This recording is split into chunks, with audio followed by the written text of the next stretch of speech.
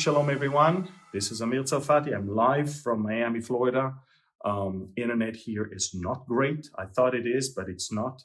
And it froze my system here. But I wanted to share with you a few very disturbing things that happened over the last few days. And I couldn't report them because I couldn't get any clearance, and more so is because I was very busy traveling. I started in California and then in Texas, continued to Tennessee, and then I'm finally here in Miami, Florida. So we're going to start with this. Few days ago, we learned that something very unusual is happening on the border between Iran and Iraq. The Iraqis and the Iranians started evacuating people from civilian villages and towns. We watched unprecedented flow of Iranian forces into Iraq to the point that the U.S.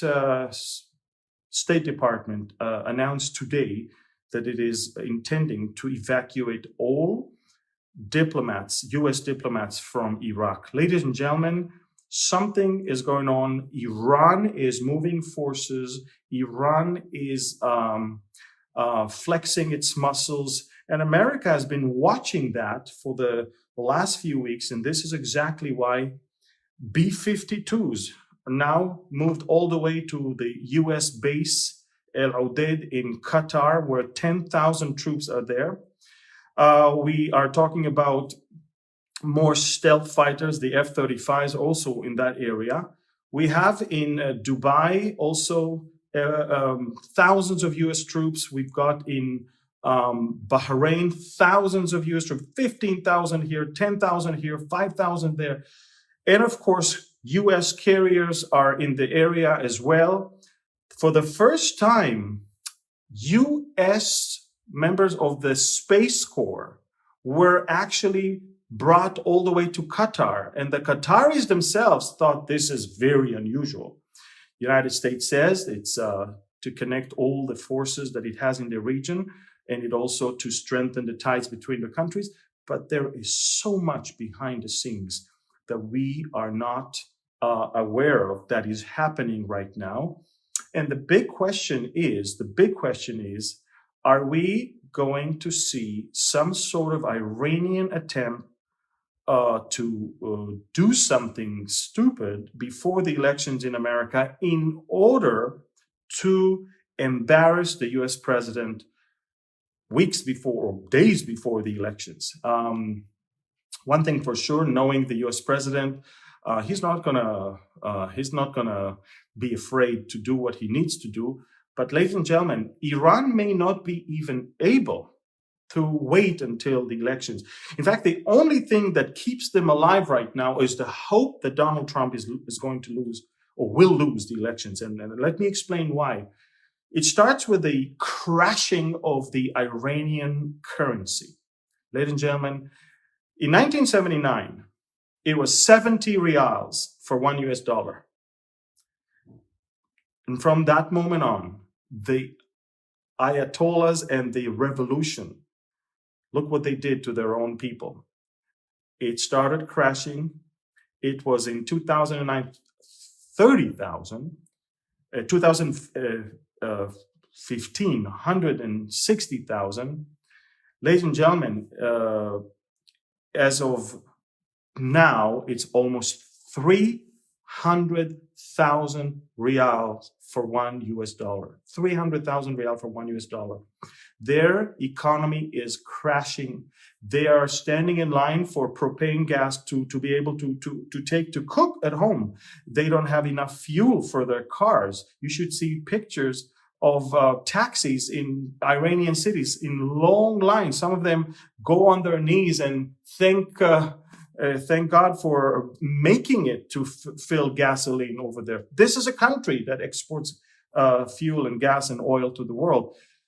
We're talking about, at the same time that all of that is happening, Iran is purchasing and is developing new cruise missiles. They just unveiled one of 700 to 900 kilometers range. New drones that now they have a problem because the German engine manufacturer decided not to sell those engines anymore because they realized that the Iranians are using it for military suicide missions, as they did in Saudi Arabia in Aramco oil refineries over there just about a year and a half ago. And so we are talking about one thing after the other the Iranians are now suffering from. Listen, the withdrawal of America from the Iran deal and the killing of Soleimani were the two most painful things that happened to Iran. And then, of course, you can see there's more things that are happening. The militias that Iran has right now in Lebanon, Hezbollah is standing on the way for Lebanon to have a new government. It's weak, and it's being held as the problem of Lebanon, not only by the Lebanese, but by the international community. That's in Lebanon. In Syria, they are being attacked by ISIS, which is no longer having a territorial caliphate. Thank God, and thank Donald Trump. But also, they are now a guerrilla terrorist organization that is mostly attacking the Iranian militias in Syria. In Iraq, they have a lot of problems between the Iraqi Shiites that don't like the Iranian Shiites. In Yemen, there's no more cash left, and there is stagnation over there. Nothing moves forward. And of course, we all know that there is a great confusion in the leadership of Iran itself right now. Apart from that, the coronavirus numbers that the Iranians say and what we know from the Iranian opposition in Europe are two different things.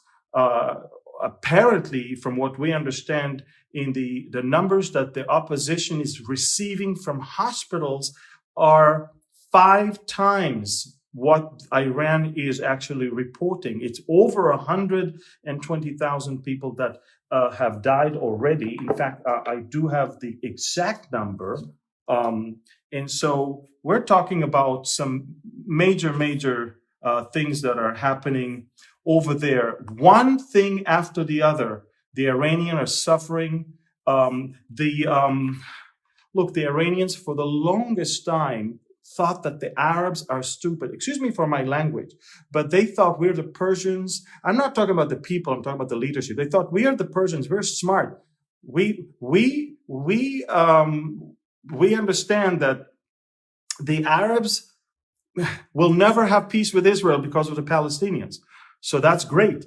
They never in their wildest dreams calculated a scenario where Israel will have peace with the Gulf states. And soon with Saudi Arabia and maybe other countries. They were shocked. This is, by the way, one of the main reasons why Prime Minister Netanyahu kept that in secret and didn't even tell to his own cabinet members. He did not want the Iranians to somehow get the information and sabotage this whole thing. Right now, instead of Iranians listening to what's going on in Israel from the Syrian border, Israel can listen to what's going on in Iran from the Bahraini and the Emirati border, which is very, very close over there. They understand that Israel is not only going to help the Emirates and the Bahrainis, but Israel will also have military presence there. Eyes and ears, maybe even our submarines will be able to reach that area not long from now. Ladies and gentlemen, the Iranians also understand that the situation right now will lead to Israel's becoming stronger and more prosperous. We're talking now about having the Saudi oil going all the way from Saudi into Israel and through that pipe from Eilat to Ashkelon to Europe. And then, of course, the new pipe that we put under the Mediterranean, in the bottom of the Mediterranean, to take it all the way there. What is going on right now is unheard of for the Iranians, and they don't know what to do now. They are weighing their options at the moment. Why? because they would love to avoid confrontation right now if they only knew that the Democrats will win and Biden will bring the Iran deal back on the table. This is what they bank on. However, the Iranians are watching television. The Iranians are watching the rallies. They're watching President Trump's support in the public. They understand. They look at Joe Biden and the way he talks. They look at everything that the Democrats are doing. They look at the Supreme Court. That they see one defeat after the other of President Trump over the Democrats, and they understand that they are in big problem. And right now, they try to weigh their options. Are we going to do something that will embarrass the United States of America and may even cause Trump to look bad right before the election? Or we're going to take the chance that he might be elected. And if he will be elected, their options are only either to go to a better deal for America or to have the regime collapsing. Make no mistake, if you understand the Iranian mindset, for them, the option of the Shiite Ayatollahs to disappear is not an option. They will actually, they will commit suicide and destroy their whole country and the entire Middle East before they will allow that to happen. By the way, this is why I believe it will require a intervention from heaven for God to destroy them in the Ezekiel invasion, because they are that radical and they want to do that. Now that's pretty amazing what we are talking about here. Let me also tell you of more things that are happening right now with Iran. So again, we're talking about Iran penetrating into the deepest places in Iraq. We're talking about the central bank. We're talking about the military. We're talking about the police.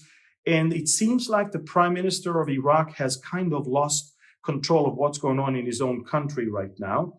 And this is what America is watching. You know, I'm watching American helicopters landing in the U.S. embassy, shooting flares, just because the U.S. embassy in the green zone in Baghdad is a target almost on daily basis. And you've got to understand that, folks. Now, regarding the coronavirus, we're talking about 109,300 that are being reported by the opposition, and versus less than 40,000 that the Iranian authorities are saying. And so they're suffering. They're suffering from health issues. They're suffering from economy that is broken. They're suffering from their military maneuvers are not doing well. They're suffering from old equipment. They're suffering from, even as I said, Germany, the German company that was making the engines for their drones, decided not to sell engines anymore. Why? Because they were exposed to sell, engines to Iran for suicide missions. Ladies and gentlemen, we found out that they used to smuggle those engines all the way to Oman, and from Oman via Mombasa, Kenya, to the Yemenites, and from there they would be attached to a drone and be used to attack Saudi Arabia and other places. So, and we also, the German secret services uncovered another company that was actually smuggling those engines through Athens, Greece, believe it or not. So we're talking about a major effort of the Iranians right now to somehow create something big in the Middle East in order to embarrass President Trump, to embarrass the Israelis, to embarrass all the countries around. And the United States military is on its highest alert. From what I understand also, the Marines were given a command to be prepared to be flown all the way to northeastern Syria. And because that's where the U.S. forces are located right now. They've been pulled out of Iraq to northeastern Syria. This is quite an amazing thing to see that is going on over there right now in Iraq. You need to understand, folks, the Iranian people, they are no longer able to somehow come up and go to the streets, because the last time it happened, over 1,500 youngsters were shot to death. And the others that were captured and tortured, and I have pictures, trust me, I don't want to show you, pictures of how they torture them. In fact, they bring them to a point where they're vegetables. And then they release the footage to the people, so the people will not dare to think of going out to the streets again. We're talking about cruelty that only dictatorships can do. There is no law, there is no order, there is no international community that is holding them responsible. You know, the Human Rights Council of the UN is not even talking about anything that is going on in Iran. If Israel will do, I don't know, will move a plant from a Palestinian balcony to another place, we will be condemned already. The Iranian regime is torturing its own people. They are unable to go out to the streets right now. The orders are shoot in order to kill. That's what we have there. They understand that there is going to be an uprising as people are becoming hungry. I have videos here. Now, again, I'm speaking now to my phone and not to the computer. Something is wrong. I'm not sure what. But I want to tell you something. I've seen videos. I wanted to show you videos of Iranians that they're going to the garbage, big containers of garbage, and they don't collect food from the garbage. They eat from the garbage directly. They don't even take it home. They just eat. That's how much some of them are hungry. So we're talking about a terrible situation that the Iranian regime is trying to hide. They're boasting with new planes and new aircrafts and new missiles and new this and new that every other day, because this is their way to cover up of what is happening in their own country for their own people. And as I say, the long arms of the Iranian Revolutionary Guard are now in Iraq itself. America is pulling out, and something is cooking over there. I've never seen that many U.S. forces that are ready in that area since, I guess, the Iraq War, that time after 9/11. So we're talking about something big, and you must understand it is something that is happening not only to Iran. Turkey right now is suffering from a great depression in its economy.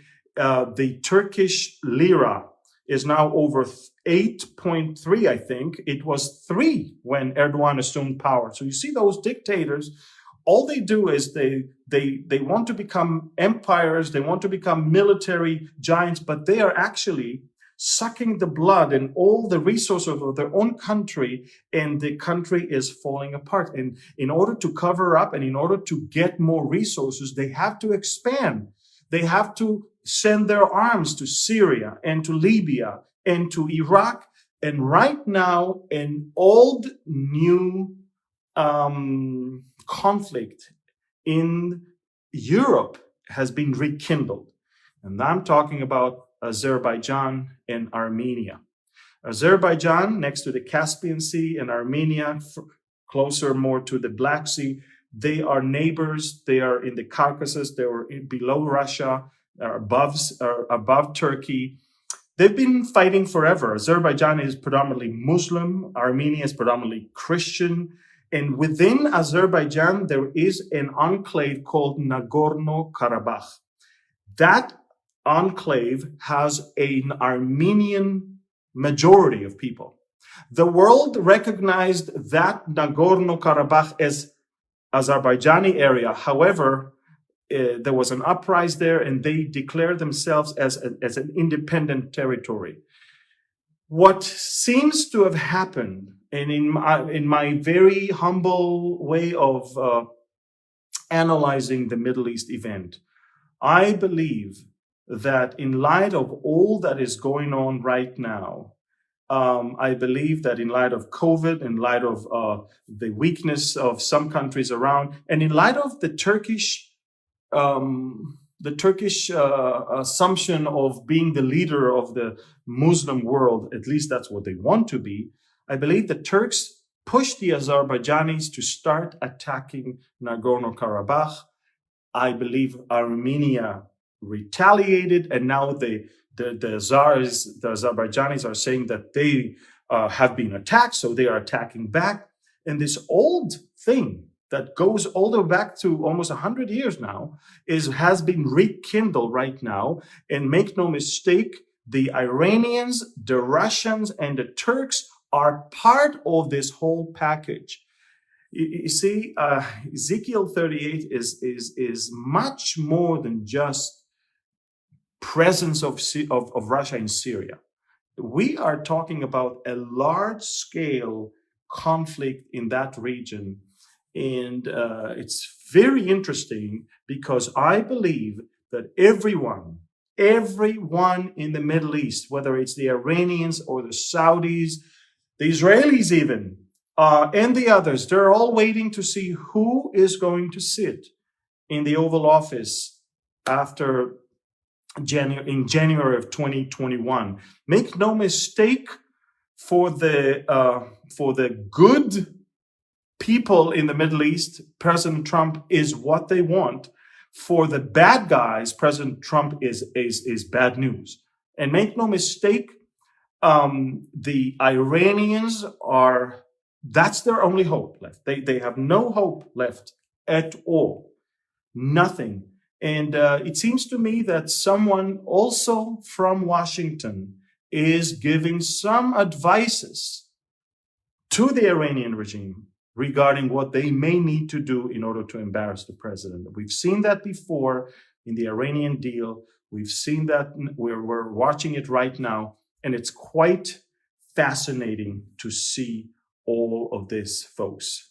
Now, if that's not enough, there is a growing tension right now between the Palestinians and Egypt. The Palestinians never miss an opportunity to miss an opportunity. We already know that. Their Arab neighbor from Gaza, Egypt, they're now blaming Egypt for killing several fishermen who, by the way, crossed into the Egyptian territorial waters as they were fishing. And so now the Palestinians are angry. And Egypt is angry with the Palestinians for other reasons. There is a new axis of evil that is now growing. It is led by Qatari money. It is with Turkey. It is with Hamas, and of course the Muslim Brotherhood. All of them together. And what we see is that Iran is also taking part of this whole thing. Ladies and gentlemen, we are watching in the Middle East alliances that we never look. Only if you're a Bible believer, you would agree that it makes sense. Everybody right now, I'm talking about all scholars, all analysts, they're all banging their head towards the wall because they never saw that coming. They never saw, look, just Turkey and Iran alone never made sense. You're talking about Sunnis and you're talking about Shiites. This country wants to be the leader of the Shiite world. This country wants to be the leader of the Sunni world. What in the world can bring them together? Now you're talking about the Muslim Brotherhood and Hamas, which is Sunni, together with the Iranian Revolutionary Guard, which is Shiite.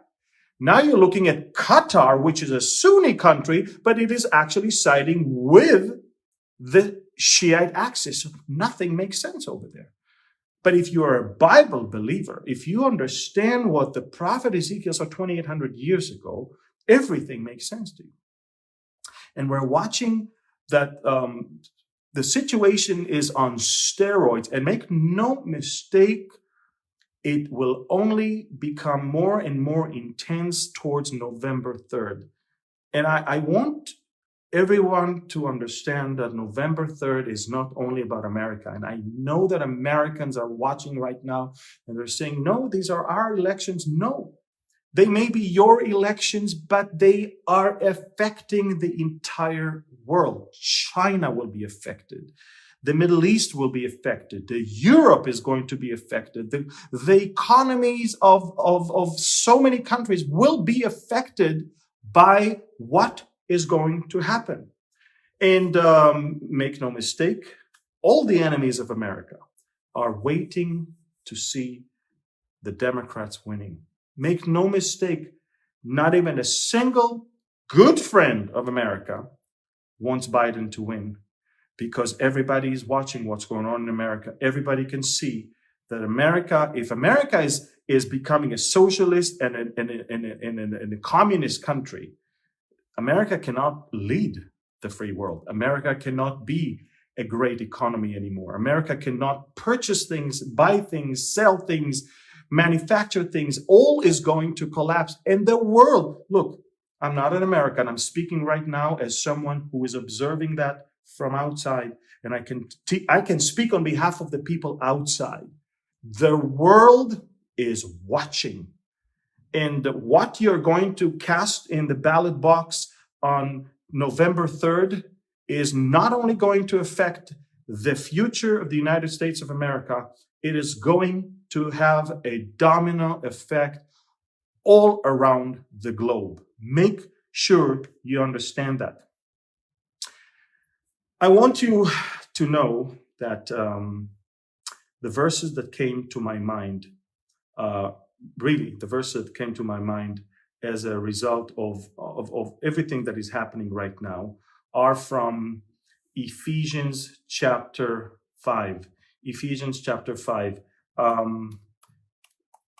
Let me, again, I prepared everything beforehand, but of course, everything crashed on my computer. That's why we're doing that on my phone right now. But I would like to read that to you, okay? We're talking about walking in wisdom. And I need you to understand, and this is not a threat. This is not a doom and gloom prediction. For the last few nights, I don't sleep. And the verse that the Lord gave me is, of course, verse 15 of chapter 5 of Ephesians.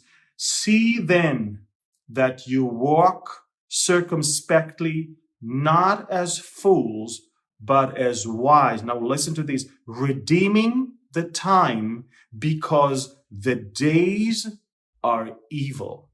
The days are evil. Now, look, we have the greatest hope and the greatest promise ever of not only being victorious in this world, but soon to be out of this world and to be in the presence of Christ and have this amazing bema seat of Christ and have the marriage of the Lamb, and of course return to reign and rule with him. But I want you to know, folks, until we do that, God is warning us. Walk circumspectly, not as fools, but as wise, redeeming the time, because the days are evil. You know what it means, redeeming the time? The Lord gave you specific number of hours and minutes and seconds and days and months to live in this world. And now, if you don't know him, you're just out there wandering, doing whatever you want and fulfilling your lusts and your dreams and whatever. But once we understand that we have been purchased by him, and now we don't live for us, but we live for him, we have a task.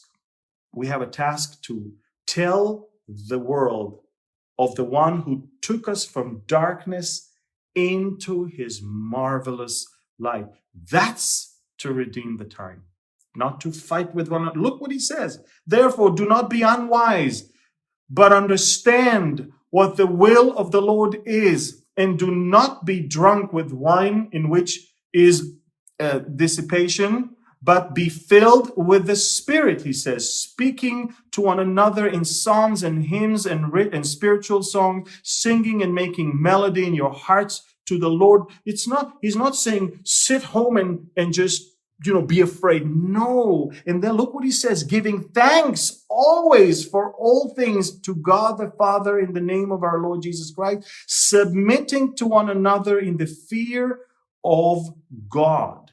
Ladies and gentlemen, the days are evil. Look, I am telling you up front,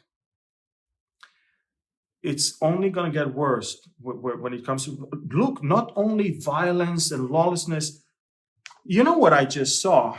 I saw today, and it was supposed to be part of my presentation for you today. And of course, the computer crashed. But I wanted to show you a picture that was taken from the streets of Vancouver, Canada. And I want to show it to you right now. I hope it's going to work here because it's super important, okay? So let me see if I can actually show it, okay? Okay, there you go. Okay, so I don't know if you can see it, okay? But it's a billboard. I don't know if you can see it. It's a billboard, and it says, it's all over Canada right now. The most loving gift you can give your first child is to not have another. It's called oneplanet.onechild.org. The most loving thing, they say, you can give to your child is to not have another. Think about it. Think about the evil plan to reduce the population of planet Earth, whether it's through, confusing you about your gender, whether it's telling you that bringing more children to the world is bad, whether it's injecting into your children tons of vaccinations. Some of them may be okay, but many of them absolutely unnecessary. Think about all the things that are happening. Think about releasing a virus from a Wuhan lab to just go and kill as many as they can. Think about the evil things that are being planned in the dark places. And we all know that. We all know, look, if there is one thing that the enemy wants, is to reduce the population. Look, the globalists, they don't even hide it anymore. In the Georgia Guidestones, it says, reduce the population of planet Earth to 500 million. We're almost 9 billion, to 500 million. Look what they say. The best gift you can give to your child is not to have another one. Can you imagine children growing without siblings? And can you imagine that they're promoting it out in the open? Look, it's going to be at your face. It's going to be at our face every day. It's going to get worse and worse and worse. You're going to see how they call evil good, good evil, darkness light, light darkness. We live in evil days. And God is saying to us through his word, it's not even my word, of course, he says, redeem the time. Look, the situation in the Middle East is explosive right now. On one hand, we have peace treaties and we have Israel getting stronger and more secure and safe and prosperous, which is exactly what we need for Ezekiel's prophecy to be fulfilled. Everything is super biblical, but at the same time, it's this mystery of lawlessness that is already at work.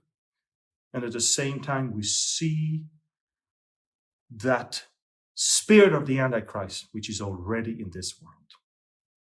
And remember, according to 2 Thessalonians chapter 2, he cannot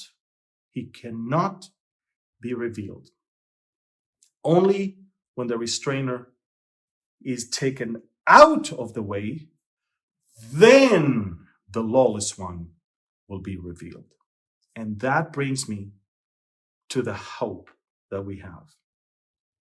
To soon, as the temple of the Holy Spirit, which is the restrainer, we will soon be taken. Now watch this. Look what's going on right now. I'm looking at the elections in America, and I'm seeing that as a way to tell me whether God is extending more mercies and grace over America. And remember, it's not just America. It will have that ripple effect all around the world, or evil is going to not just be practiced, but to be celebrated and reign in the highest authorities of this planet. And we are going to see that. Now, I don't want to see evil reigning. I don't want to see evil promoted. I mean, I'm thinking to myself, why would God allow a new justice that is so pro-life, that has 7 children, of which 2 are adopted from Haiti? Why is God allowing her now to be on that ticket to the Supreme Court? Are we going to see something going to happen there with Wade versus Roe? Are we going to see a reverse of the legislation that basically legalized abortion in America? Look, think about it. I saw a video of a young girl when she heard that Ruth Bader Ginsburg passed away. She screamed, saying, "Oh no, they'll stop abortions right now." The instinct of that girl was, abortion is now on the table. And she even said, I regret for having been born. I should have been aborted. That's how demonic it is over there. So it's interesting because they're actually showing their true intention. They say, we need a Democrat there, we need a liberal there, because we want to continue abortion. We want to continue to kill unborn babies. We want to continue that. And so America is on the cusp of either 4 years that will make great things and great opportunities for the whole world. But again, we know there will be eventually a war of Ezekiel, and the rapture might even be the reason why America is no longer an amazing country. But until then, remember, we need to redeem the time. And what is to redeem the time? Is to vote right, is to do righteousness, is to speak about Jesus, is to promote godly things. That's to redeem the time. It's not to sit home and say, I'm a Christian, therefore God does everything and I just let him do it. No, redeem the time. And if you understand how crucial those elections are going to be, crucial, like never before. It's more crucial than the elections in Israel, make no mistake. It's more crucial than the election in any other country, in Europe or in Arab world, whatever. If you only understand the ripple effect that the elections in the United States are going to make no mistake, the enemy is now, is just going wild. And by the way, if Trump is going to win, there's going to be a lot of violence because they will not know what to do with it. I'm not even sure that by November 4th, we'll know who won. They're working right now on preparing the public for at least weeks of uncertainty regarding the results. Why? Because they understand that only by rigging the elections they can win. They understand there is no other chance for them. And what the Democrats understand here, because Joe Biden is the biggest fraud in the history of American politics, the Democrats knows that he's incapable. He knows, by the way, his family knows, the media knows, but all they can do is cover up on it. Kamala Harris just embraced and commended BLM as inspiring, and that all they do is actually part of the necessary evolution of our country, she said just a few days ago. You see where it goes. Ladies and gentlemen, I can tell you, for me, the days are evil, but we need to redeem the time. And we need to do what is biblical and what is right and what is godly. And it has to be said. It has to be said. I'm sorry to tell you, I know that I sound too political, but you don't understand. Whatever happens here will affect my country, will affect the rest of the world. And whatever God is going to do, he will do. Make no mistake. But whatever we need to do, and that's to redeem that time, we need to do. Don't throw it at God and say, he's the one who brings kings and takes them down. No. God gave us free will. And this is why he said to Moses, here I put before you evil and good, life and death. Choose life. It's a choice. If you want to choose life for the unborn, you know what you need to vote. If you want to choose pro-Israel, you know what you need to vote. If you want to choose pro-Christianity, pro-family, pro-freedom, that's what you need to do. So to me, part of redeeming the time is doing what's right and what's godly and what's important. We are to be the light of the world. We are to be the salt of the earth. How can we contribute to the decomposition of this, for the complete collapse of the world, and not be the slowing factor of it, which is exactly what the salt is doing? So I want to urge you to pray for the restrainer to restrain, to continue to restrain until the time is redeemed and we're taken out of here. We've got that promise, don't we? All we need to do is to walk in it. Walk by faith, not by sight. Hold on to the promises that we have. Redeem our time and to choose what is of God. Father, I thank you so much that you love your children,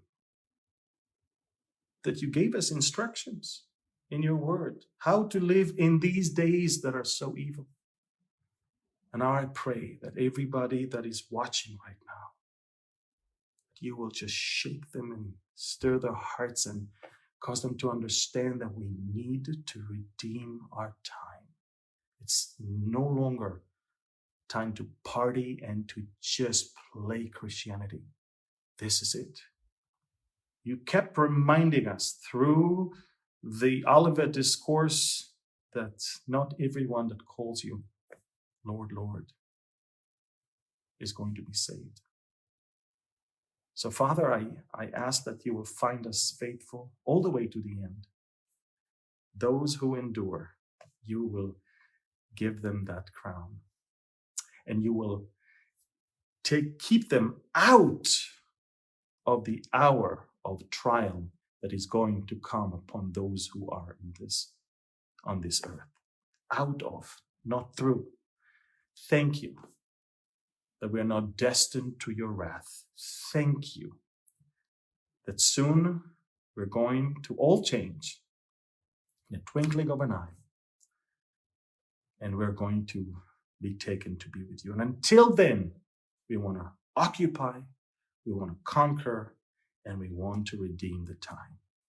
We thank you and we bless you in Jesus' name. Amen. Amen. Thank you. I love you. God bless you. Take those words, spread them, share as much as you can. I'm sorry it wasn't as polished as I hoped it will be, with maps and pictures and videos, but God had a different plan, and I needed to turn on the phone, turn on the light, and just do it. Maybe it's even better. Thank you. I love you. God bless you. Pray for me for the remainder of the time here, and of course, safe flight back home. Thank you again. God bless you. Shalom from Miami, Florida. Bye-bye.